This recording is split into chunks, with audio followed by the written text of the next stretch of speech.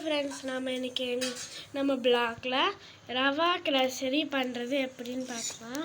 அதுக்கு ஒரு கப் ரவையை நல்லா இந்த மாதிரி ஒரு கப்பில் ரவையை அளந்து எடுத்துக்கணும். அப்புறம் நம்ம அது நல்லா வாணலியில் போட்டு நெய் 2 ஸ்பூன் போட்டு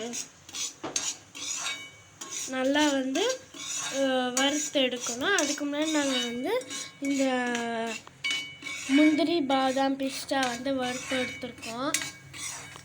இப்போ ரவையை நல்லா வறுத்து எடுத்தாச்சு. அந்த நம்ம ரவை அளந்தெடுத்து அந்த கப்லேயே 2 டம்ளர் தண்ணி 2 இல்லை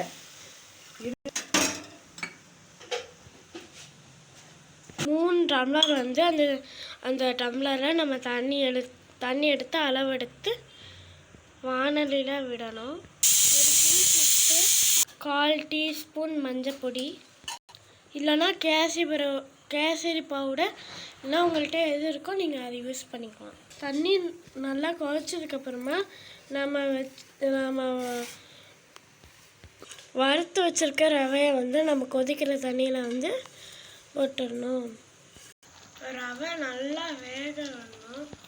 இப்போ நம்ம இதை நல்லா வேக வச்சு எடுத்துகிட்டு வந்துடலாம். இப்போ நல்லா வெந்துடுச்சு. இப்போ நாம் அந்த ரவை எடுத்தோம்ல, அந்த டம்ளர்லேயே நம்ம 2 கப்பு சர்க்கரை சேர்த்துக்கணும்.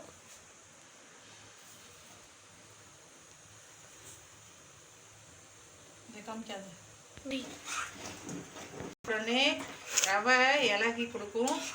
ஆனால் நெய் போட்டு நல்லா கிண்டிக்கிட்டே இருக்கணும். கிண்டி நல்லா கெட்டியாக வந்த பிறகு பார்க்கலாம். 1/4 டீஸ்பூன் ஏலக்காய் பொடி நம்ம வறுத்து வச்ச அந்த முந்திரி பருப்பு அப்படியே பிடிச்சிடு. அவ்வளோதாங்க, சூப்பரான கேசரி ரெடி ஆயிடுச்சு.